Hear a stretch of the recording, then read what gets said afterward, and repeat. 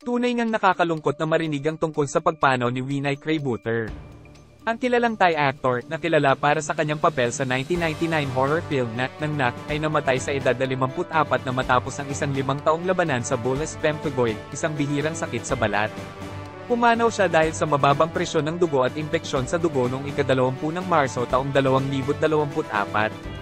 Kasama sa kanyang karera ang mga makabuluhang tagumpay sa box office at siya ay mapagmahal na binansagan na $100 million hero para sa kanyang trabaho sa mga pelikula tulad ng Nang Nak at Bang Rajan.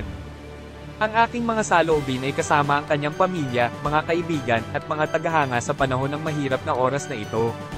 Ano pa ba ang mga pelikula niya? Si Vinay Kraibuter ay may isang kilalang karera na may iba't ibang mga papel sa Thai cinema. Narito ang ilan sa mga pelikulang kanyang kinabibilangan. Nang Nak, 1999. Bang Rajan, 2000. Cry Tong, 2001. The Snake King's Child, 2001. Immortal Enemy, 2003. Spicy Beauty Queen of Bangkok, 2004. The Tsunami Warrior, 2008. Yamada, Samurai of Ayataya, 2010. Bangkok Revenge, 2011. Ipinapakita ng mga pelikulang ito ang kanyang versatility bilang artista at ang kanyang malaking kontribusyon sa industriya ng pelikulang Thai.